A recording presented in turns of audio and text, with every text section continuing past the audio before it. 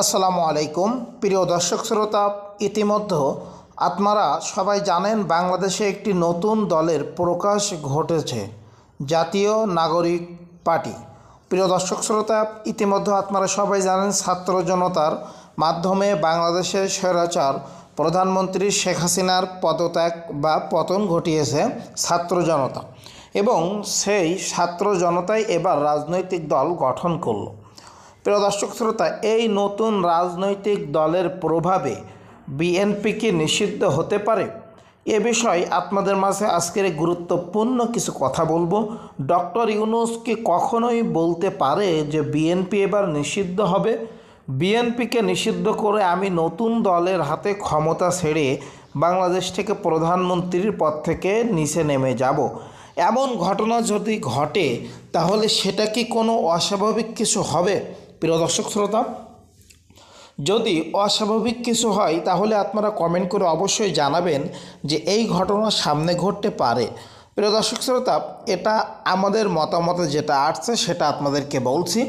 এটা হবে কিনা আমরা জানি না, তবে বাংলাদেশে সংখ্যাগরিষ্ঠ দলের ভিতরে বিএনপি রয়েছে এবং বাংলাদেশ আওয়ামী লীগ ছিল, তো আওয়ামী লীগের তো পতন ঘটেছে, এবং বাংলাদেশ জামাত ইসলামে রয়েছে। এখন যদি বিএনপিকে কোনোভাবে মাইনাস করা যায় তাহলে কিন্তু ভালোভাবেই ক্ষমতায় চলে আসবে বাংলাদেশের নতুন জাতীয় নাগরিক ঐক্য পার্টি এবং বাংলাদেশ জামাত ইসলামী।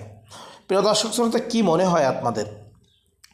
তো এই জাতীয় নাগরিক ঐক্য পার্টির প্রধান কিন্তু বাংলাদেশ সরকারের ভিতরেই ছিল, উপদেষ্টাদের ভিতরেই ছিল তথ্যমন্ত্রী নাহিদ ইসলাম। আপনারা সবাই তাকে চিনেন। তিনি কি বলছেন চলুন আমরা বিস্তারিত জানি। নতুন স্বাধীনতা এক সরকারের পতন করে আরেক সরকার বসাতে ঘটেনি। দেখুন, এখানে কথা বলার স্টাইল, কথা বলার ধরনটা, নতুন স্বাধীনতা এক সরকারের পতন করে আরেক সরকার বসাতে কিন্তু আমরা সেই স্বাধীনতা ঘটাইনি। প্রিয় দর্শক শ্রোতা, তো এখন তিনি বলছেন, জাতীয় নাগরিক পার্টির এনসিপি আহ্বায়ক নাহিদ ইসলাম বলছেন, হাজারো শহীদের আত্মত্যাগের বিনিময়ে অর্জিত এই নতুন স্বাধীনতা কেবল একটি সরকার পতন করে আরেকটি সরকার বসানোর জন্যই ঘটেনি।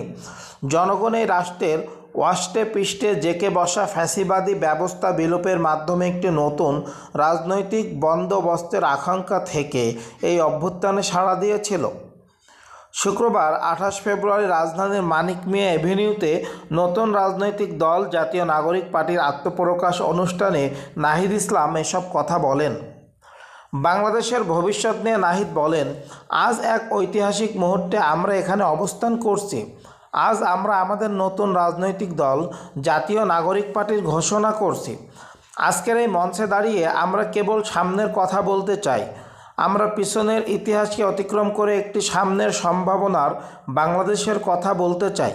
সেই স্বপ্নের বাস্তবায়নের লক্ষ্যেই আজ আমরা এখানে উপস্থিত হয়েছি। প্রিয় দর্শক শ্রোতা, আজকের এই ভিডিওটি কেমন লাগলো অবশ্যই কমেন্ট করে জানাবেন, এবং নিয়মিত এমন সুন্দর সুন্দর ইন্টারেস্টিং ভিডিও পেতে অবশ্যই সাবস্ক্রাইব করে পাশে থাকবেন। সকলকে অসংখ্য ধন্যবাদ। আসসালামু আলাইকুম।